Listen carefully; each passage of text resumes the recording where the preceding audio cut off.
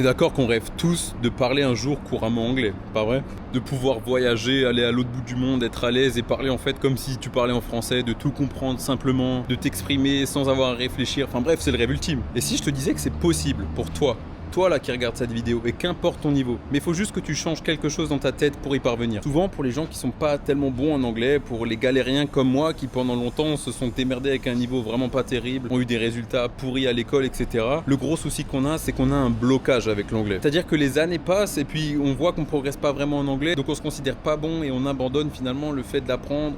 On accepte l'idée qu'on n'est pas bon. Et ce blocage aussi, il peut venir parfois de l'école. Moi c'était mon cas, j'avais des mauvais professeurs, c'est pas de leur faute, mais enfin j'avais pas de bons professeurs qui m'ont transmis l'envie d'apprendre l'anglais et surtout mes résultats étaient claqués, donc forcément ça donne pas envie d'être bon dans cette langue et de progresser. Sauf que voilà ce qu'il faut que tu fasses et ce que tu mettes dans ta tête si tu veux enfin apprendre l'anglais. Apprendre l'anglais, il n'y a rien de plus simple. Honnêtement, c'est juste la pratique. Avec les bonnes méthodes, les bons conseils, tu vas progresser très vite et en quelques mois tu peux avoir un très bon niveau. Honnêtement, c'est pas si compliqué. La seule chose, et c'est là ton point de départ, c'est qu'il faut que dans ta tête tu aies une vraie volonté d'apprendre l'anglais. Il faut que tu te crées cette volonté d'apprendre l'anglais, que ce soit vraiment un truc au fond de toi qui fait que là maintenant putain t'as envie d'apprendre l'anglais et pas se regarder des séries en anglais qui donnent envie de voyager, de pratiquer ton anglais, parfois de faire des erreurs, etc. Il faut ça. Et c'est là tout le but de cette vidéo.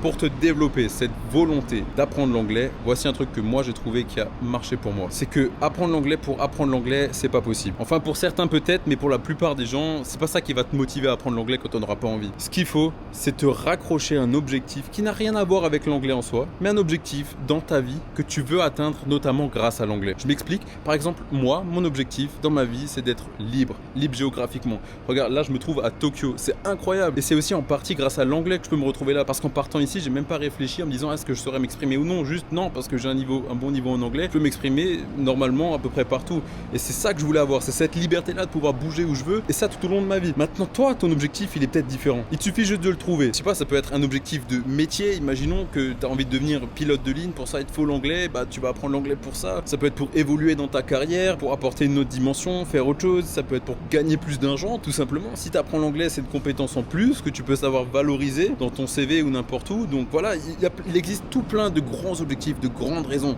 qui pourraient faire d'apprendre l'anglais. La seule chose, c'est qu'il faut que tu réfléchisses, que tu te poses 2 secondes après cette vidéo et que tu choisisses, tu définisses quel est ton objectif à toi, qu'est-ce qui vraiment te driverait pour apprendre l'anglais. Mais ça n'a rien à voir avec juste le fait d'apprendre l'anglais. Il faut vraiment que ce soit un truc que tu as au fond de toi. Et juste maintenant, trouve-le.